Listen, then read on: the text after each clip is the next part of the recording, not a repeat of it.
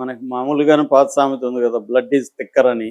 So రక్తం అనేది అన్నిటికంటే ఇంపార్టెంట్. సో స్టాలిన్ అయినా ఎవరైనా కూడా పైకి ఎన్ని థియరీలు చెప్పినా, స్టాలినే కాదు మహా కమ్యూనిస్ట్ నాయకులు కూడా వాళ్ళ పిల్లల్ని ప్రోత్సహించారు ఫైనల్గా. సో అలాగా ఇప్పుడు స్టాలిన్ కూడా ఉదయనిధి స్టాలిన్ ఆల్రెడీ గ్రూమ్ చేసుకుంటూ వస్తున్నాడు. ఆల్రెడీ ఆయన డిప్యూటీ సీఎంగా ఉన్నాడు మొన్నటి వరకు. ఈసారి గెలుచుంటే ఆయన కూడా సీఎం చేస్తున్న ఆశ్చర్యం లేదు.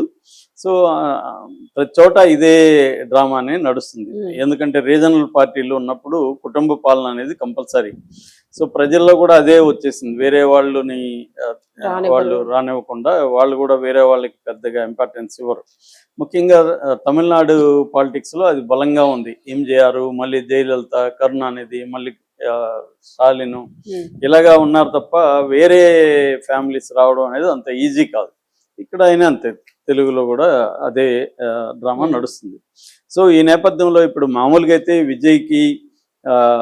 విజయ్ నిజానికి వీళ్ళందరిలో ఇప్పుడు మనకు కనబడేది కొద్దిగా ఆదర్శాలు ఉన్న వ్యక్తి విజయ్ అనే కనిపిస్తున్నాడు. ఎందుకంటే విజయ్ గాని ఆదర్శాలు వదులుకొని బీజేపీ వైపు వెళ్ళుంటే ఇప్పటికెప్పుడు అయిపోయి ఉండాడు, కంఫర్టబుల్ గా వెళ్ళిపోయేవాడు. విజయ్ ఒక్కడే దానికి కలవకుండా ఉండడానికి ట్రై చేస్తున్నాడు ఇప్పటికైతే. మరి చెప్పలేము, మన విజయ్ కూడా అటు వెళ్తాడేమో, వెళ్ళే ఛాన్స్ అయితే లేదు. ఆల్మోస్ట్ వెళ్ళేవాడైతే ఇప్పటికి వెళ్ళేవాడు. సో నిన్న పెద్ద డ్రామా నడిచింది. నిన్న 6 గంటలకి గవర్నర్ అపాయింట్మెంట్ అడిగాడు. విజయ్ గవర్నర్ ఇచ్చారు. అంటే 118 ఉంటేనే రా అని గవర్నర్ చెప్పాడు. సో 118 తీసుకొని విజయ్ వెళ్ళాడు. బయట అంతా నేషనల్ మీడియా అంతా కూడా రిపోర్ట్ చేసింది. విజయ్ డ్రాఫ్ట్ చేసిన ఒక లెటర్ కూడా మీడియాకి లీక్ అయింది. ఆ లెటర్లో కూడా ఎవరెవరు ఎన్నెన్ని సీట్లు ఇస్తున్నారు ఇవన్నీ కూడా వచ్చాయి. అంటే బేసిక్గా విజయ్కి 108 వచ్చాయి. అందులో ఒకటి రిజైన్ చేయాలి. సో చేస్తే 107 ఉంటాయి. దాంతో పాటు కాంగ్రెస్ 5 ఉన్నాయి, 112. ఇంకొక 6 కావాలి. అందులో సిపిఐ, సిపిఎం 2 ఇచ్చారు. అది కూడా బయట నుంచి మద్దతు. సో వాళ్ళైతే లేఖలు అయితే ఇచ్చారు గవర్నర్కి. కాబట్టి ఒక 4 వచ్చాయి కాబట్టి ఇంకా 2 కావాలి.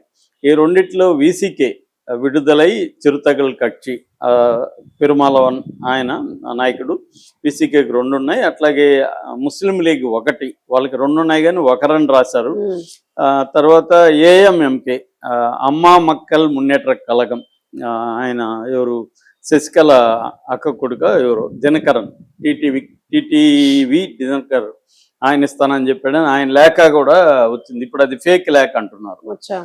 ఇందాక వార్త వచ్చింది ఏంటంటే అది ఫేక్ లెటర్ అని. ఫేక్ లెటర్ గవర్నర్కి ఎలా ఇస్తారో తెలియదు. అంటే విచిత్రం చూడండి ఎలాగుందో. సో అది ఫేక్ అంటున్నారు. సో ఇప్పుడు వీళ్ళు ముగ్గురు వెనక్కి వెళ్ళారు. నిన్నంతా కూడా స్టాలిన్ ఇంట్లోనే డ్రామా నడిచింది. మరోవైపు కాంగ్రెస్కి కూడా భయం అయ్యి కాంగ్రెస్ ఉన్న 5 ఎమ్మెల్యేలని డిఎంకే లాగేస్తుందా లేకపోతే ఏఐడిఎంకే లాగేస్తుందా వాళ్ళు భయపడి వాళ్ళు బెంగళూరు తరలించారు. హైదరాబాద్ మీదుగా బెంగళూరు తరలించేశారు 5 మందిని కూడా. మరోపక్క విజయ్ ఆల్రెడీ తన ఎమ్మెల్యేలని రిసార్ట్లో పెట్టుకున్నాడు ఇప్పటి నుంచో. ఏఐడిఎంకే కూడా 40 మంది ఎమ్మెల్యేలు తీసుకెళ్లి పాండిచ్చేరిలో పెట్టుకుంది. డిఎంకే కూడా అలాగే భద్రంగా పెట్టుకుంది. అంటే ఇప్పుడు చూడండి అక్కడ తమిళ రాజకీయాలు ఎలాగా ఉన్నాయంటే ఎవడు ఎటు లాగేసుకుంటాడు అనే. ఎందుకంటే ఇక్కడ ఎవరికి మెజార్టీ లేదు కాబట్టి ఒక సీటుతో ఆగిపోవడం అనేది విచిత్రం అసలు. సో అలాగే ఒక సీటుతో ఇప్పుడు విజయ్ మళ్ళీ వెనక్కి వచ్చాడు. సో ఇప్పుడు విజయ్కి ఉన్నదేమంటే 2 పార్టీలు ఇచ్చారు. 2 అంటే 3 పార్టీలు. ఒకటేమో కాంగ్రెస్, 2 సిపిఐ, సిపిఎం. 3 పార్టీల మద్దతు మాత్రమే విజయ్కి ఉంది, ఇంకెవరిది లేదు. సో 1 సీటు తగ్గింది విజయ్కి. సో ఈ 1 సీటు కానీ దొరికితే విజయ్ ఇప్పుడు మళ్ళీ ప్రమాణ స్వీకారం చేసే అవకాశం ఉంది. గవర్నర్ ఏమో అఫీషియల్గా ఏమి చెప్పలేదు ఇప్పటి వరకు. చెప్పలేదంటే అర్థం గ్రీన్ సిగ్నల్ లేదన్నట్టే ప్రమాణ స్వీకారం. మామూలుగా అయితే ఈరోజు 11 గంటలకి ప్రమాణ స్వీకారం అని. దీనికి రాహుల్ గాంధీ, ఖర్గే కూడా అటెండ్ అవుతున్నారు. ఇవన్నీ వచ్చేసాయి బయట. దానికి సంబంధించి ఏర్పాట్లు చూసుకున్నారు. విజయ్కి కూడా గ్రీన్ సిగ్నల్ గవర్నర్ అనఫిషియల్గా ఇచ్చాడని. దానికి సంబంధించి కాన్వాయ్ కూడా వచ్చేసింది. అవన్నీ బయలుదేరినప్పుడు కాన్వాయ్తో బయలుదేరాడు లోక్ భవన్, అంటే గవర్నర్ బంగ్లా లోక్ భవన్ నుంచి. ఇవన్నీ జరిగాయి.